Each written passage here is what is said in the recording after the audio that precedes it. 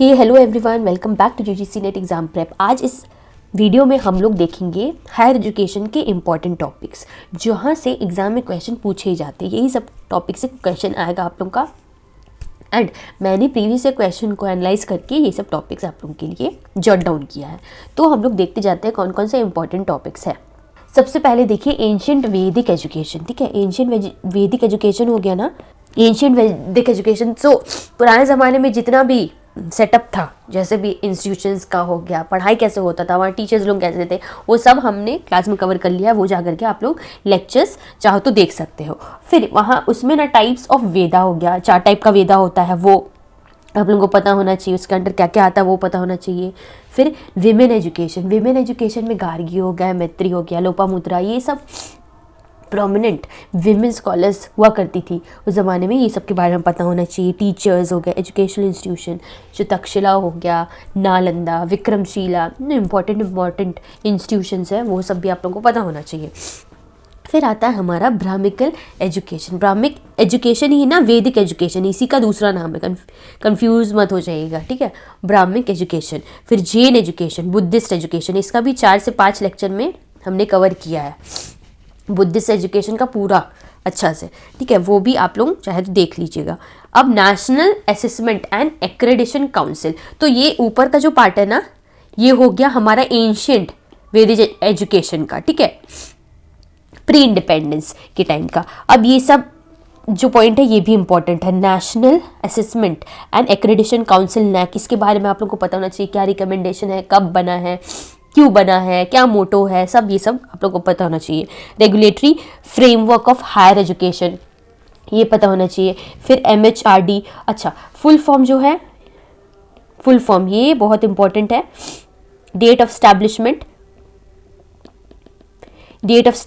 कब ये सब स्टैब्लिश हुआ ये भी पता होना चाहिए। नेप्टल कब स्टैब्लिश हुआ है, CSIR, NCTE, ठीक है, एक्ट्स इसका पता होना चाहिए। फीचर्स, डेट ऑफ स्टैब्लिशमेंट, यही सब जितना भी देखिए नोट्स बनाने का तरीका यही होता है कि आप पहले क्या करिएगा, UGC कब स्टैब्लिश हुआ है, ठीक है, डेट्स लिख लीजिएगा, फीचर लिख लीजिए, कौन सा एक्ट के अंदर, इसका फुल फॉर्म, ये सब चीज़।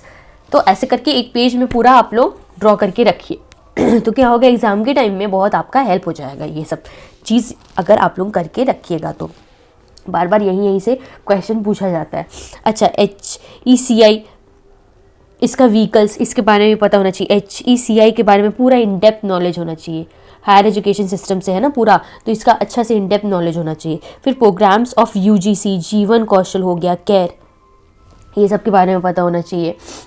देखिए फिर एंशिएंट एजुकेशन यूनिवर्सिटी सब जो है, नालंदा, तक्षशिला, मिथिला, विक्रमशिला, यहाँ स्कॉलर्स जो थे उनका वर्क वो किस चीज़ से रिलेटेड है ये पता होना चाहिए। लाइब्रेरीज जो है जो थे उस समय में, बुद्धिज़्म, ब्राह्मिकल, ये सब चीज़ों के बारे में आप लोगों को पता होना चाहिए। ये वाला चीज़ प्रीवियस क्वेश्चन में भी आया है, बुद्धिज़्म ब्राह्मिकल वाला किससे रिलेटेड है ये चीज़।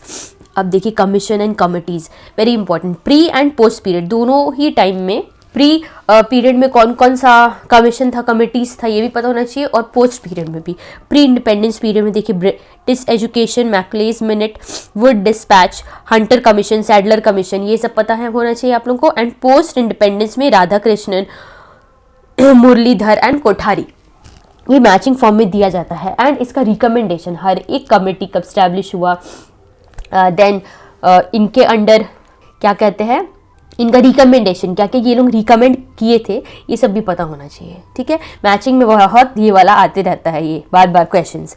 अब आता है हमारा डिजिटल इनिशिएटिव एंड प्लान। तो इसको कैसे आप लोगों को प्रिपेयर करना है, पहले ना प्रीवियस क्वेश्चन पूरा देखिए कि कौन कौन सा डिजिटल इनिशिएटिव्स आया हुआ है अब तक का एग्जाम में, उस हिसाब से आप लोगों को प्रिपेयर करना है। तो यहाँ लिस्ट डाउन किया हुआ है जितना भी डिजिटल इनिशिएटिव्स आया हुआ है, और भी देख करके आप लोग इसमें ऐड कर लीजिएगा। अभी रिसेंट वाला भी जो भी आया है ऐड करते जाइएगा।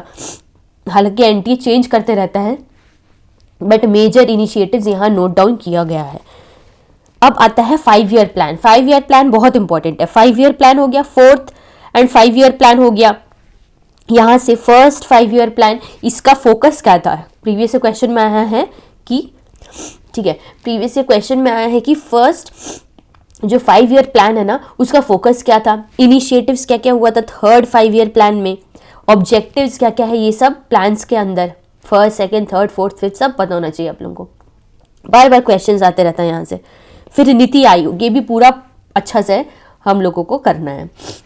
अब आता है एजुकेशनल पॉलिसी, बहुत इंपॉर्टेंट, इतना बड़ा बड़ा सेंटेंसेज आता है एनईपी 2020 से रिलेटेड, फुल फॉर्म बेस्ड आता है, स्टेटमेंट क्वेश्चन तो भर भर के क्वेश्चन पूछा जाता है एनईपी 2020 से। फिर आता है हमारा types of university, central university, state university, deemed to be university. तो यहाँ से भी क्वेश्चन, इनका फीचर्स, ये सब यूनिवर्सिटी का क्या क्या फीचर है उससे, private university, open university. And और एक चीज़ कि जितना भी यूनिवर्सिटी फॉर्म हुआ है, सेंट्रल यूनिवर्सिटी कौन सा है, उनका इस्टेब्लिशमेंट कब हुआ है, स्टेट यूनिवर्सिटी जितना भी लिस्ट ऑफ यूनिवर्सिटीज़ है कब इस्टेब्लिश हुआ है, ये सब भी, हालांकि ये रोट लर्निंग वाला पार्ट हो गया, बट यहाँ से भी क्वेश्चन बहुत एनटीए आजकल पूछने लगा है।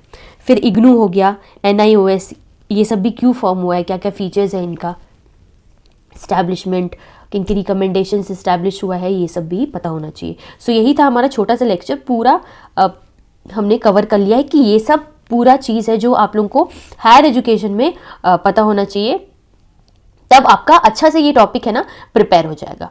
ठीक है, तो this was all about today's lecture. हम लोग फिर नेक्स्ट लेक्चर में मिलते हैं। Till then take care, bye bye and keep studying.